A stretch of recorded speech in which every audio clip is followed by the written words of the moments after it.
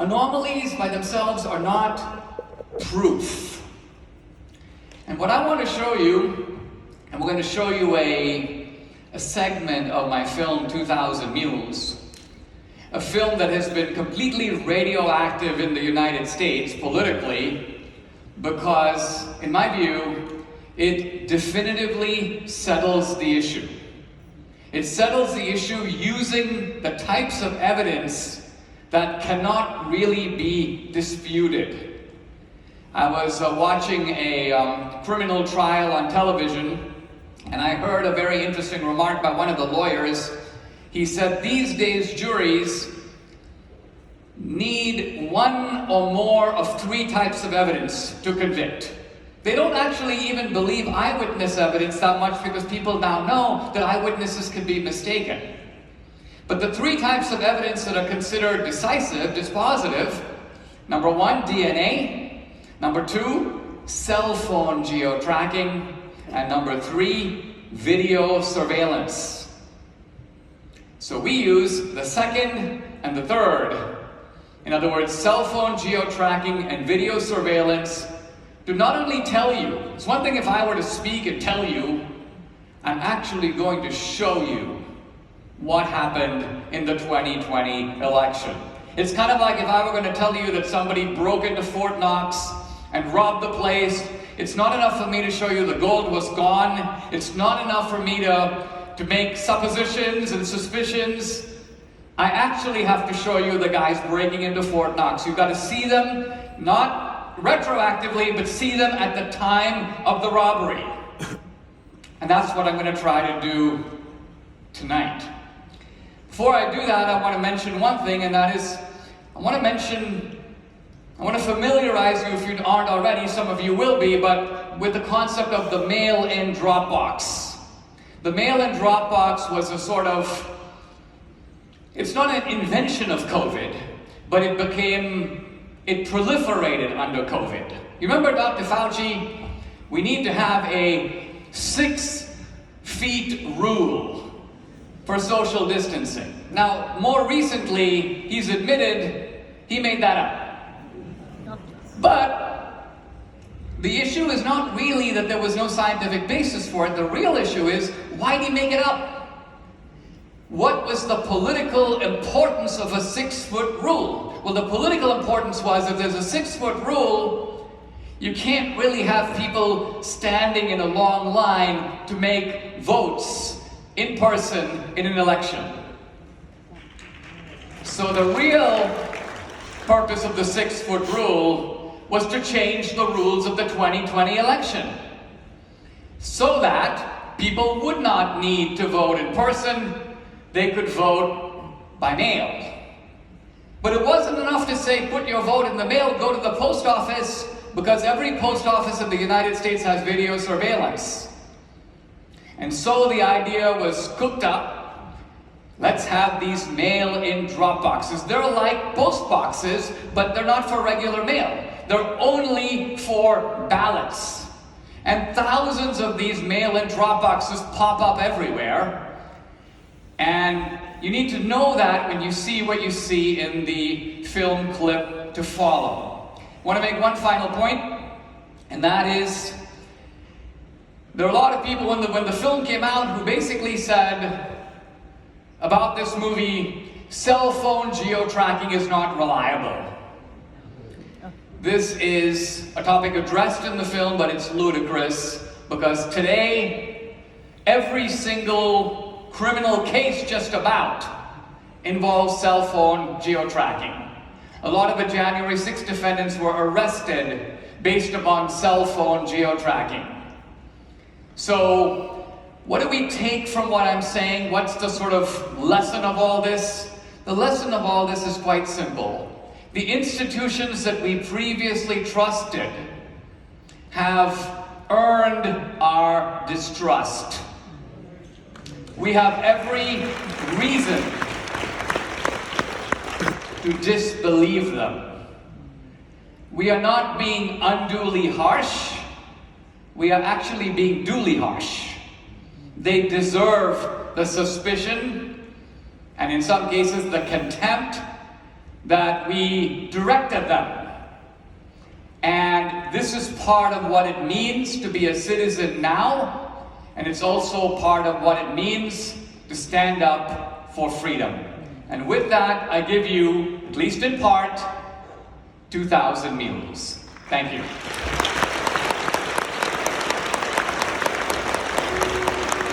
Every time we vote, we're standing up side by side with the Founding Fathers, with the men of Valley Forge, with patriots and pioneers throughout our history, with all those who have dedicated their lives to making this a nation of the people, by the people, and for the people. Elections are the lifeblood of our democracy. They are the mechanism by which the American people choose who is going to rule on their behalf and for their interests and welfare.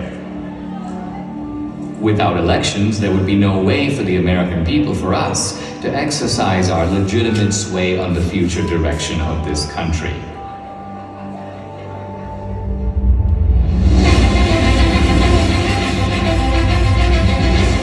Polls now closed in half the country, and we're getting some interesting results coming in from those battleground states. If you're a Republican, you say, wow. If you're a Democrat, you say, uh-oh. So you see, Donald Trump is now starting to widen his lead. President Trump now with 54% of the vote. The president right now has the lead in the Keystone State. We're going to have a great night, and we're going to have, much more importantly, we're going to have a great 4 years. The 2020 election haunts the American mind. Here's where it gets really bizarre. Fulton County, most populous county, it is Atlanta. They just stopped counting. Nevada, meanwhile, has stopped counting votes. They've all stopped counting for the night? All right, welcome back. This is CNN special live coverage, 10:31 a.m. on the East Coast. Why am I giving you the time? Well, if you managed to sleep last night, things changed. You may have gone to bed thinking this election was headed one way, and then you woke up and you saw things were different. Also overnight, Joe Biden pulled ahead in the state of Georgia. Joe Biden takes the lead in Pennsylvania. Okay, we have an announcement to make. Joe Biden has run for president 3 times, and the third time has turned out to be the charm. One side insists it was the most secure election in U.S. history. Let me begin with one immutable fact. The 2020 election was the most secure election in American history. It was the cleanest election, the safest election, the most secure election ever run. And make no mistake, there has been no evidence of any significant widespread voter fraud. Let me say it again. The 2020 election was the most secure election in American history. Period. This same side accuses anyone who disagrees with them of perpetrating a big lie Or the big delusion. The big lie keeps getting repeated. The big lie is just that, a big lie. And despite a relentless media barrage, the other side remains convinced there was widespread election fraud. What I saw was not a secure and transparent election. Poll watchers claim the Travis County Clerk's Office is locking them out. Last night there was a major software glitch that actually delayed the counting of all of the ballots. I look at election fraud, and I want to look at secretaries of state who illegally changed the voter laws without the permission of their state legislature. There have been numerous attempts to prove election fraud. The van dropping off ballots in the early morning hours of November 4th, 8 hours past the deadline. She said her mother was in a nursing home and did not have the mental capacity to vote. We've obtained video tonight that shows a man dropping several ballots into a drop box. Scottsdale woman pleads guilty to casting a ballot in her dead mother's name. Shows a man buying a registration form for an absentee ballot from a voter, giving him, quote, pocket money, unquote, of $200. Yet courts have refused to consider these cases on the merits. The Supreme Court rejecting an effort by Republicans to reverse President-elect Joe Biden's win in Pennsylvania. The Supreme Court has rejected the Texas-led effort to toss out election results in 4 key states. Even some Republicans dismiss the idea of systematic fraud and call for us to move on. Fraud did not play a role in the outcome of the election. The election was fair as we've seen. We simply did not win the election as Republicans for the presidency. Rather than reject what happened on the 6th, reject the lies about the election, and make clear that a president who engaged in those activities can never be president again, But we can't move on unless we know the truth. Many other issues arise out of the 2020 election. Did the January 6th protesters go to DC to mount an insurrection? It wasn't an insurrection, it was a primal scream.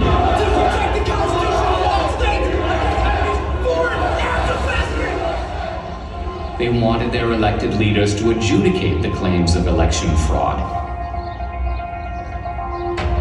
The left's claim that this was the most secure election is also the foundation for the widespread censorship on social media of the so-called big lie.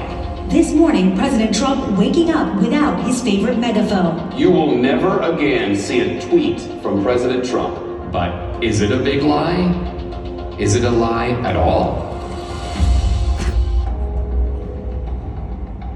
I've been working with Greg Phillips. I don't know if I've ever introduced him to you, but he has a deep background in election intelligence. He's worked projects all over the world. He's a massive 30-year experience.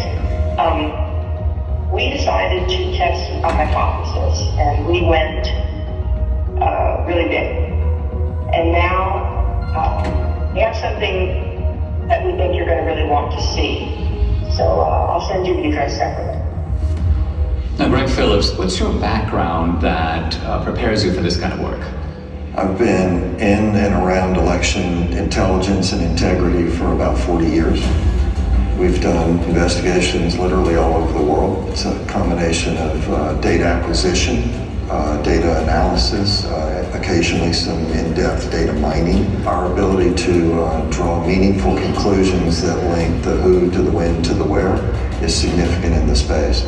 Catherine, you started the group called True the Vote in the year 2010. What was your mission or objective? We just didn't have enough volunteers working at the polls in our local elections. So we began by training people to work in the polls, and then as we got further into it, we recognized, wow, some of the problems you see at the polls can be attributed to problems in the voter rolls. Well, what can we do about voter rolls? And so it turned into something much bigger than we had anticipated. True the Vote has the largest store of election intelligence for the 2020 elections in the world. No one has more data than we do. So I started True the Vote to ensure that every American voter has an opportunity to participate in elections. I think I became familiar with your work when you gave congressional testimony. Now that was in the year 2014. In fact, I met you through Debbie, and I think what's interesting is that you not only have known Debbie for years, but you trained her in some... Absolutely. I was a bilingual poll watcher. Oh yes. So my Spanish language came in very handy. I was a poll watcher in Rosenberg, and the poll judge was telling this couple that came in Spanish who to vote for. And of course, she didn't really realize that I knew Spanish, and so there we go. And you busted them. I busted them. Yeah. So Catherine, when you set up True the Vote, you set it up not so much, it's not a partisan organization. Is that because you saw shenanigans, problems with voting as coming out of both parties? Oh, absolutely. Plus, we need parity of parties at the polls. Well, you told me about this remarkable election in which you had vote harvesting and vote trafficking, but it was on behalf of a Republican candidate. Exactly. In North Carolina, it was unique in that it actually overturned an election. There's going to be a new election in the North Carolina congressional district, engulfed in a scandal over voting fraud. This all centers around allegations that an operative for Harris then hired a team of people to harvest absentee ballots, paying them between $2 and $3 a vote. So you have an activist, the guy's name was McCrae Dowless, and he worked for the Bladen Improvement Association, which was a kind of an African-American get voters to the polls, but apparently they were doing all kinds of vote harvesting, and he learned the strategy, then he broke with them. And he took his services to Mark Harris, a Republican, well actually a pastor who was running. Correct. And Harris won, he pulled it off. In 40 years of doing this, we've seen this over and over again. Sometimes the schemes are a little bit different. Sometimes it's people out banging on doors, gathering ballots. Sometimes the ballots are sent here, gathered here, deposited there. But the trafficking itself is always the same basic pattern. There's a nonprofit involved somewhere in the middle. There are people that are either collecting those ballots on the one hand or depositing those ballots on the other and getting paid for it. In no case is acceptable to be paid for your ballot or to accept some form of remuneration for your ballot. And in no way, in no time, is that legal. I noticed, Catherine, that in the immediate aftermath of the election, when there were a lot of accusations and charges flying around, all reflecting these suspicions of something went deeply wrong, charges of foreign intervention, charges of machines, you and your organization were kind of dead silent. I got the impression that you were looking for a different approach. Given the outliers that were introduced in such a major way in 2020, namely the privately funded drop boxes, the mass mail out of ballots, the hypothesis was if you were going to cheat, how might one go about this? That would be provable, trackable, traceable. You said there might be some, let's just call them bad actors, who are delivering ballots systematically and illicitly to these mail-in drop boxes, and there might be a way to track them and to bust them. We didn't know. We decided we're going to let the data tell the tale, and we collected together a team of highly skilled contractors and put together a plan to see where the data would take us. What, Greg, is geo-tracking? So the idea is to collect these signals that are emitted from your phone. Your cell phone is delivering information to apps that are collecting that ping. So there are 4 key coordinates: the lat long, the elevation, and the time. And with that data, we can then build a pattern of life around you. So that phone's here right now. Well, where's it going to be at 5 o'clock, and where's it going to be tonight? Well, here's my cell phone. My cell phone is off. Can I be geo-tracked even with the cell phone being off? Possibly.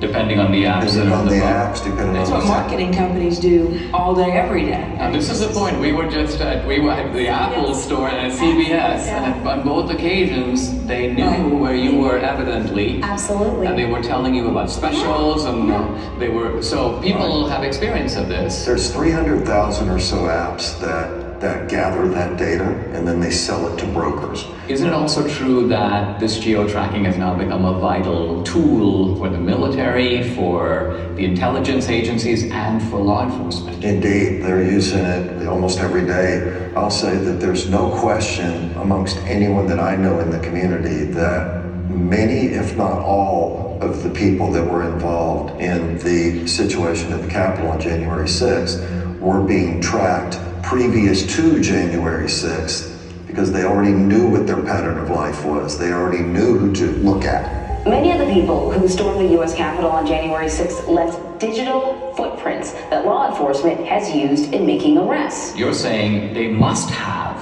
known about these people before because some of those guys were arrested 1 day, 3 days, 5 days after January 6th, and that's not enough time to do the geo-tracking analysis. The very idea that you could go from the afternoon of January 6th to acquiring the data, tracking the data, unmask who actually owns that phone, which the government is required to do, and then get it to a grand jury, make an arrest in 72 hours? Impossible. It's not possible. They had to have been tracking the people in advance. But the fact of the matter is, these techniques are used every single day by law enforcement, intelligence community, the Department of Defense. Was geo-tracking part of the way that the CIA was able to identify bin Laden? It certainly played a role. It's even more sophisticated today than it was when bin Laden was disposed of. More and more apps are participating in this program, if you will. The reliability of geo-tracking is not substantially different from the reliability of a fingerprint or the reliability of DNA. If it identifies your phone, now I could have given my phone to Debbie, but the simple truth of it is my phone was there on this particular date, and there's absolutely no question about that, That's right? Now you decided to purchase through these brokers that make this information available to companies, they make it available all kinds of places to buy data. Let's talk about the methodology. You identified data in certain places, and by and large you focused on the states where the election was decided. Tell us, what are the areas that you bought data for and what were you looking for? And what's the time period? October 1st through the election. In Georgia, we actually bought from October 1st through January 6th after the runoff. So we went in, we decided to do the Atlanta metro area because it picks up some rural areas, it picks up some urban areas, it picks up some suburban areas. 309 drop boxes in the area. And we thought, okay, well, this is a pretty good test. We, in essence, sort of fenced around those. Geofencing. And then we were able to make purchase of data of people that had been near those drop boxes, but also near the organizations. Across the country, we bought 10 trillion signals. When they give you this data that you then have to go through, what does this data look like? Well, it's a massive data transfer. We have more than a petabyte of data. You're talking about transacting hundreds of terabytes, so it's a significant move of data. You have 10 trillion signals, that's a lot of signals. So what was the criterion that you set? Final decision was they had to have been to 10 or more drop boxes, meaning unique visits inside of a space, and 5 or more visits to one or more of these organizations. Those were the outliers. It was such an aberrant pattern. So what you're saying, and it seems to me there's no reason for someone to go to even 2 drop boxes, but you're saying that maybe there's a conceivable reason someone did that. Let's identify a large number of drop boxes and multiple trips, and that way we're going to catch not all the offenders, right, but the worst offenders. The way we would describe it is we want to absolutely ensure that we don't have false positives, meaning including people that should not have been included. We're not in any way saying that this is all there is. We're just saying that based on our criteria that we identified in Atlanta, 242 people that went to an average of 24 drop boxes in 8 organizations during a 2-week period. 242 mules. Now let's pause for a second. What is a mule? When we started the project, we had to figure out how are we going to describe the individuals and the elements involved. And to us, it felt a lot like a cartel. It felt a lot like trafficking. It can be trafficking in drugs, trafficking in humans. In this instance, it's ballot trafficking, and so we began to use that vernacular. A mule is, by our definition, a person that is involved in picking up ballots from locations and running them to the drop boxes. So you have the collectors on the one hand, you have the stash houses, which are the nonprofits, and then you have the mules that are doing the drops. What do we know about them? Who are they? Well, first let me say, this is not grandma walking her dog. Bad backgrounds, bad reputations. We've had encounters with several that are not terribly positive. Violent guys. Can be. They are interested in one thing, that's money. Do we know, by the way, how much they get paid? According to the people that have shared information with us, it's generally $10 a ballot. In the Georgia runoff, that number was higher. 2020, of course, was the year of the Antifa riots, the BLM riots, and it was all going on in the months and weeks leading up to the election. Right.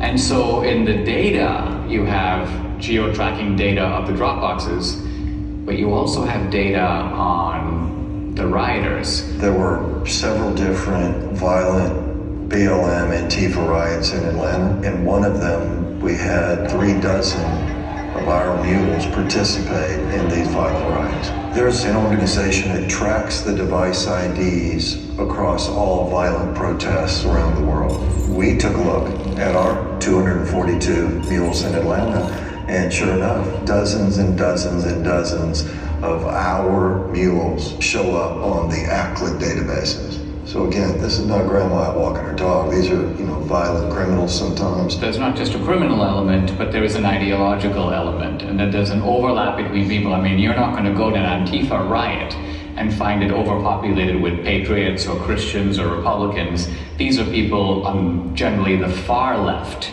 And turns out that these are people who also help to make up the mule population. I think that's also borne out in our target organizations themselves. They're not like Republican organizations. These are left-wing Democratic organizations, yeah. Let's zoom in here. So the mule is the delivery man, The mule is the delivery woman. And what you're saying is they have a starting point or multiple starting points, and then they have the end point. And the end point is the drop box. That's right. Right? That's right. But you're saying that they get the ballots from somewhere, and then they go deposit them in multiple drop boxes. One of the questions that will come up in the work that we've done is, well, how do you know that this wasn't just somebody that's got a big family and they just deposited a bunch of ballots once? Or how do you know that this person didn't just work at a location that is near a drop box and so they're constantly going by a drop box? And the elements that are additive here, the going to the nonprofits, the ability to identify the pattern of approach to a drop box, and that it is going not past a drop box and on, but directly to a drop box and back to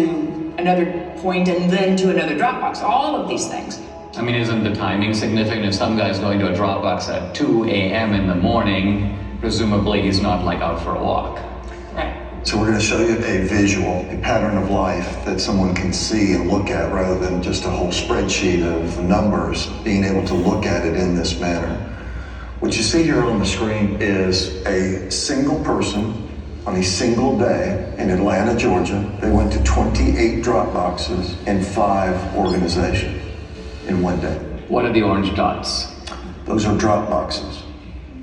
And what is the blue tracks? That is a smoothed out pattern of life so that we could take the sort of the movement of the individual cell phone signals, marry them together into something that's visual so that you can see movement on the individual. To get to some of these drop boxes, you had to be intentional.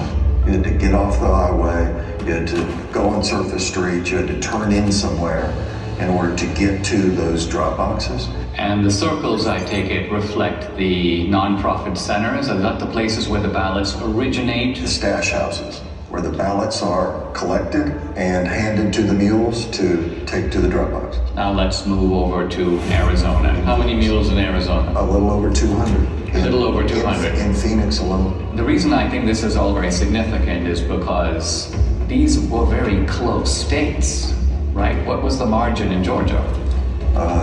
10 or 11,000, I think, in the end. In the end. And Arizona also extremely close. Yeah, very close. Then you moved on to Wisconsin, but our initial look was in Milwaukee. Gross numbers were a little down, but the average number of visits to the drop boxes was up. So instead of having only 24 unique visits, I think we averaged 28. I mean, maybe I've heard people in Milwaukee are really hardworking, and maybe they just went overtime. And then let's go to Michigan. We have more than 500 mules that we've identified in Michigan. Again, the number of boxes is lower. Now, where in Michigan? Detroit mainly, but we have people in Detroit that went to more than 100 drop boxes. I mean, this is stunning because it's like, I cannot think of a rational, kind of innocent reason for someone to do that. It just doesn't exist. So any reasonable person would say, you're onto something big here. We should take a closer look. Let's go to Pennsylvania, critical state. I think it was Pennsylvania that really gave Biden the election. Philadelphia alone, we've identified more than 1,100 mules at rates well beyond anything we'd seen. Closer to 50 drop boxes each. Each guy going to 50 drop boxes? Each. 1,100. We saw people driving back and forth to New Jersey across the bridge. But you're saying the ballots may not even be from Philadelphia or from Pennsylvania. We're saying somebody should But you're investigate. saying that the origin point appears to be Jersey. Now, running 1,100 mules times 50, we are 50,000 drop box visits by the mules alone in Philadelphia or greater Philadelphia area. Now, as you were assessing this data, you had, the two of you, and I'm not sure which of you came up with this, a genius idea in my view. Or was yours? Of course. Of course, who else? Well, to validate your data. We chose to look at 2 murders that were ebbing on cold case status. And in Atlanta, 8-year-old Secoria Turner was killed by rounds of gunfire shot into a car that happened just outside this Wendy's parking lot bought the data and the team got to work. You could see visually that there were only a handful of unique devices that could possibly have pulled the trigger. So this is the area, and this is where the Wendy's was. And are you saying that each green dot is the same guy, but moving through time? Each color is one person. The shooting actually occurred right here in this parking lot. Sort of inside of this circle are really the only potentially legitimate shooters. Each of these devices has a unique device ID, and we turned the bulk of this information over to the Federal Bureau of Investigation. Now, I read, they've arrested 2 suspects. They have. 2 suspected gang members will appear in court this morning on charges that include the shooting death of 8-year-old Sequoia Turner. And isn't it true that this tracking, these movements, this parallels exactly the work you're doing with the mules? Exactly. It's one thing to have the scientific evidence, which is persuasive on its own merits, but do you have video evidence? We do. How much of it do you have? 4 million minutes of surveillance video around the country. Official surveillance video of these mail-in drop boxes? Yes. How do you get it? You can file for open records requests. Any citizen can do this. It was a very difficult series of steps that had to be followed to procure the actual surveillance video. Do you have video in Georgia? We did. Is it video from the presidential election, the runoff election, or both? Both. Do you have video from other states? Some video from Arizona. We have recently learned video was specifically turned off on particular drop boxes. In which state? Arizona. Wisconsin, it turns out, even though the rules required them to have video. Did they do the video? No, they did not. There should be video on every drop box. Indeed. Given today's kind of cost of technology, it would not have been that hard to do it. And you sent me a screenshot, Catherine, where you were requesting video, and I believe it was the state of Georgia saying this video does not exist and we can't tell you why it doesn't exist. Right, that was in Fulton County. We have correspondence like that from a lot of states. In the absence of video, that geospatial data is key to decoding, what the greater scheme was. But in the case of what we're going to show you now, what kicks it up a notch is that we have the geospatial data to support the video. Let's talk about some of the videos. So we're going to show you a couple different ones. This particular individual we have in a number of different locations at a number of different times. He's actually a mule. This is the official surveillance video of Georgia. Absolutely. And so as the person pulls up, they don't even bother parking. Of course, in the middle of the night, so why would they? He gets out, approaches the box. When people walk up with intention to cheat, they look around, they basically walk fairly quickly, they try to stuff him in, they try to get out of there. In this case, he drops a few on the ground, pick them up, stuff them into the box. Then he hustles back and hustles out of there. So this is what it looks like. It doesn't necessarily look like, hundreds of ballots being stuffed in. You don't need a whole lot of fraud, you just need a little in the right places over time. Is there a way to estimate, or even roughly, how many ballots are being tossed into a box at a given time? It might be 3 or 5 or 6 or 10 or something like that. The idea is to stay under the radar. And as Greg said, the number is, 3, 5, 10 ballots, but then they're not done for the day either.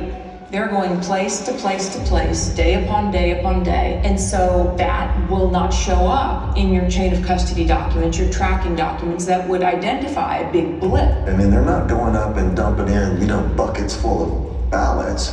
On the other hand, we've seen circumstances where it appears that buckets full of ballots showed up. There's one box in Gwinnett County that had a chain of custody document with 1,962 ballots noted on it. So first of all, that's roughly 10 times what we normally see. We sorted through the geodata, found a few hundred people. Okay, well, that's pretty odd. We have video of all of this. And guess what it shows? 271 people approached that ballot drop box during that 25-hour period. 271. 1,962 ballots were deposited. Wow. Here are election officials pulling out of that drop box 2 full duffel bags containing over 1,900 ballots. Let's look at another one. Yeah, let's take a look at... Interesting thing about this person is the device seems to live in South Carolina. So this person isn't even from Georgia. She was here during both election cycles, but is not a resident of the state. But as she approaches the drop box, she never looks at the trash can, right?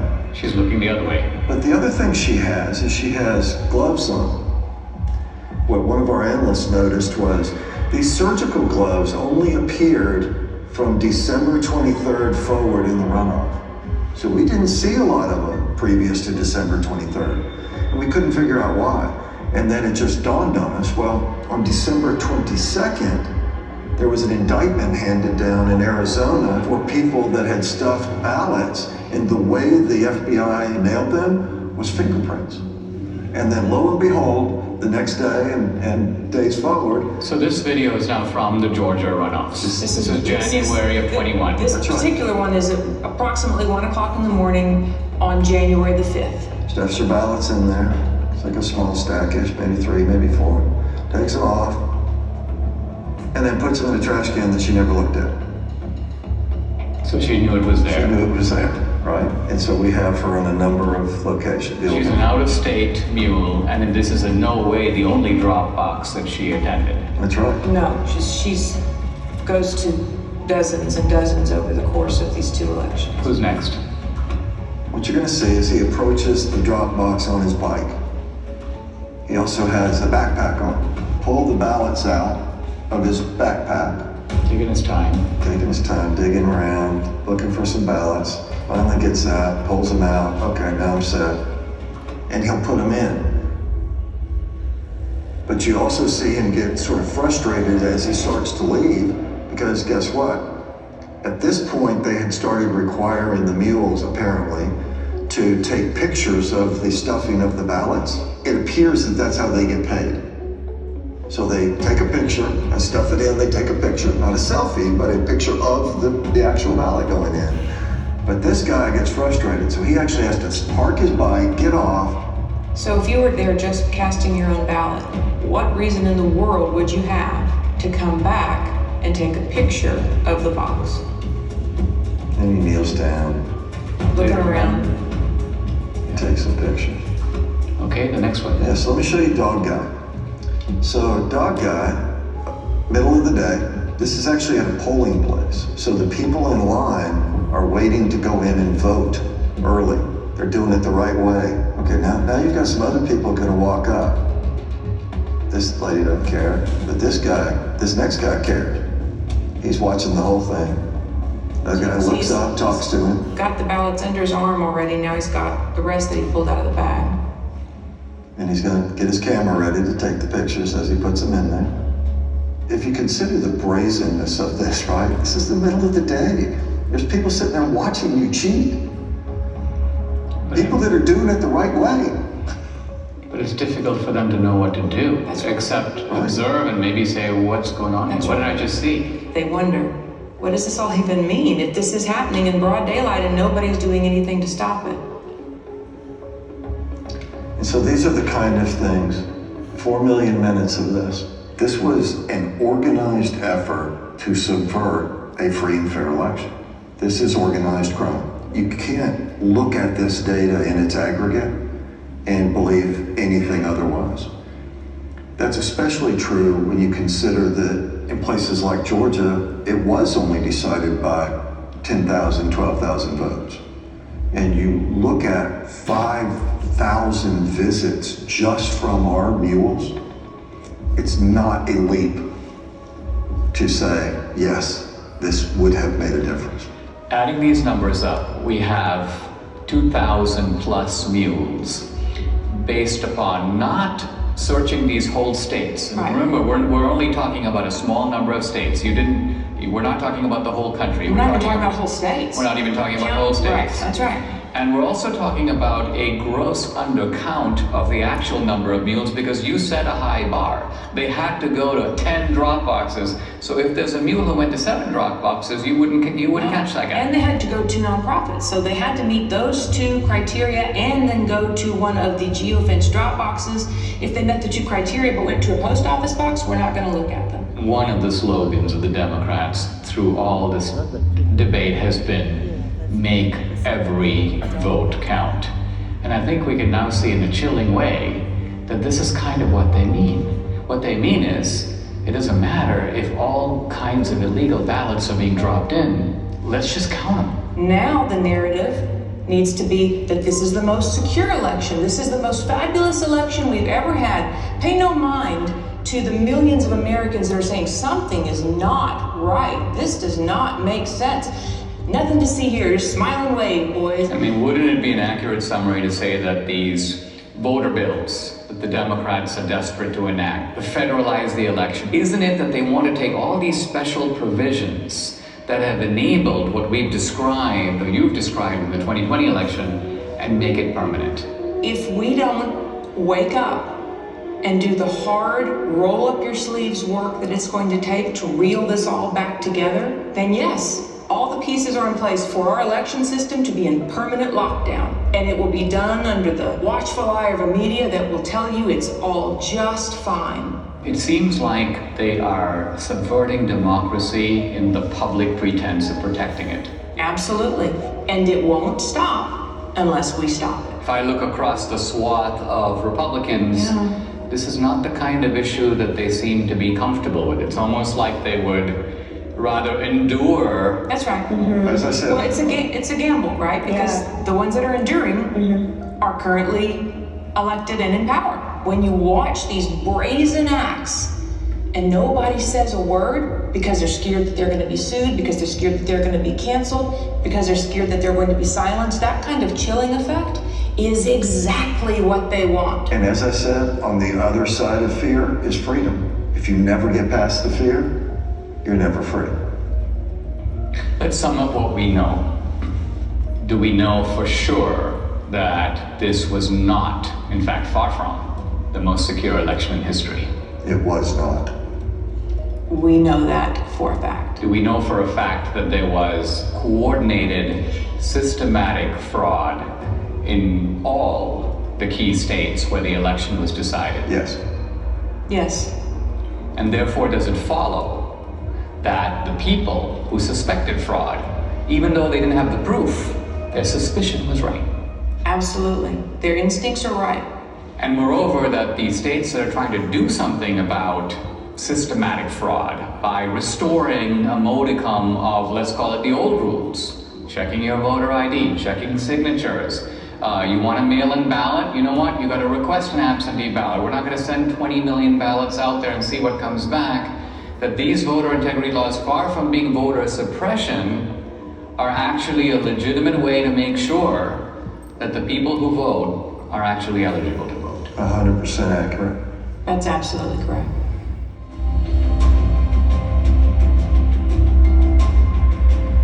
What you are seeing is a crime. These are fraudulent votes. In 2 of our 5 key states, you were allowed to give your ballot to be delivered by a family member or a caregiver. This is vote harvesting, but it's not the same as ballot trafficking. In no state in America is it legal for nonprofit organizations to collect ballots and pay mules to deliver them to mail-in drop boxes.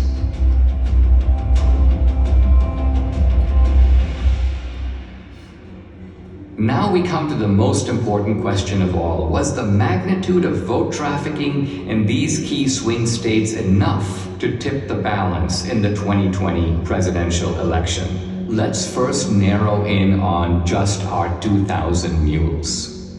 Their average number of Dropbox visits, 38. Their average number of illegal ballots deposited per visit, 5. That's 380,000 illegal votes. But was this sufficient to put Biden in the White House? To answer that question, we must look at each key state. In Michigan, 500 mules. Average averaging 50 Dropbox visits and 5 illegal ballots per drop. That's 125,000 illegally trafficked votes, not quite the 154,000 vote difference between Trump and Biden. So Michigan, with its 16 electoral votes, stays in the Biden column. In Wisconsin, 100 mules, averaging 28 Dropbox visits and 5 illegal ballots per drop. That's 14,000 illegally trafficked votes, 6,000 votes short to give Trump the win. So using only our mules, Wisconsin's 10 electoral votes stays in the Biden camp. But now we come to Georgia, 250 mules, averaging 24 Dropbox visits and 5 illegal ballots per drop. That's 30,000 illegally trafficked votes, far more than the 12,000 vote difference between Trump and Biden. So Georgia, with 16 electoral votes, moves over into the Trump column. In Arizona, the numbers are roughly the same. 200 mules, averaging 20 Dropbox visits and 5 illegal ballots per drop. That's 20,000 illegal votes. Again, these illegal votes are substantially more than the 10,000 vote margin that gave the state's 11 electoral votes to Biden. In Philadelphia, Pennsylvania alone, 1,100 mules, averaging 50 Dropbox visits and 5 ballots per visit. That's 275,000 illegal votes, again comfortably exceeding the 80,000 vote margin between Trump and Biden. So Pennsylvania's 20 electoral votes goes for Trump. Shockingly, even this narrow way of looking at just our 2,000 mules in these swing states gives Trump the win, with 279 electoral votes to Biden's 259. But no one thinks that our 2,000 mules were the only mules trafficking illegal votes. To widen the search, Greg and his team lowered the criterion from 10 or more to 5 or more drop boxes. This revealed a huge upsurge in the number of mules from 2,000 to 54,000. 54,000 mules. Next, they used a very conservative estimate of just 3 ballots per Dropbox visit. Now, when we multiply this increased number of mules times the 5 Dropbox visits per mule times just 3 illegal votes per drop, we find election fraud on an astonishing scale. In Wisconsin, 83,565 illegal votes were trafficked. In Georgia, 92,670. In Pennsylvania, 209,505. In Michigan, 226,590. And in Arizona, 207,435. Using this calculus, Trump would have won all the key states. And the final electoral vote, 305 to 233.